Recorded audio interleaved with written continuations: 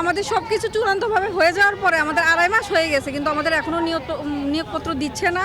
আমরা নিয়োগপত্র হাতে পাইনি এবং যোগদান সংক্রান্ত মন্ত্রণালয়ের কোনো সুনির্দিষ্ট নির্দেশনা পাইনি। সরকারি প্রাথমিক বিদ্যালয়ে সহকারী শিক্ষক পদে চূড়ান্ত সুপারিশ প্রাপ্তরা নিয়োগের দাবিতে জাতীয় জাদুঘরের সামনে অবস্থান নিয়েছে।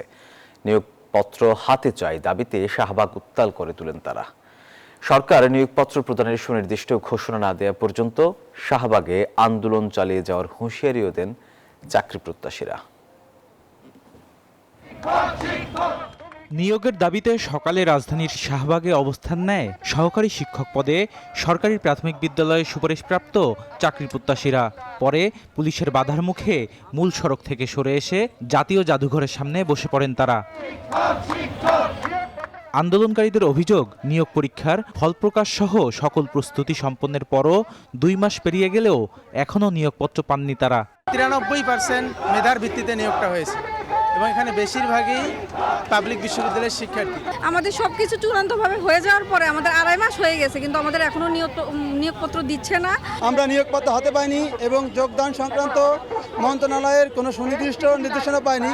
এদিকে সরকারের তরফ থেকে নিয়োগের চূড়ান্ত ঘোষণা না পাওয়া পর্যন্ত রাজপথ না ছাড়ার ঘোষণা দেন দেশের বিভিন্ন প্রান্ত থেকে আসা এসব চাকরি প্রত্যাশীরা। কিছু ব্যক্তি এই নিয়োগ প্রক্রিয়াকে প্রশ্নবিদ্ধ করার চেষ্টা করতেছে। ক্লিয়ার করে আমাদেরকে এটা বলুক এবং দ্রুত নিয়োগপত্র আমাদেরকে দিয়ে দিন, তাহলে আমাদের দাবি শেষ। ফাইনাল জয়েনিং ডেট প্রকাশ না করা হবে, আমরা এখান থেকে যাব না। চলতি বছরের 8 ফেব্রুয়ারি দেশের 61 জেলার প্রাথমিক বিদ্যালয়ে সহকারী শিক্ষক পদে মোট 14,384 জন প্রাথমিকভাবে নির্বাচিত হয়েছিলেন। বদরুল আলম শাওন, নিউজ 24, ঢাকা।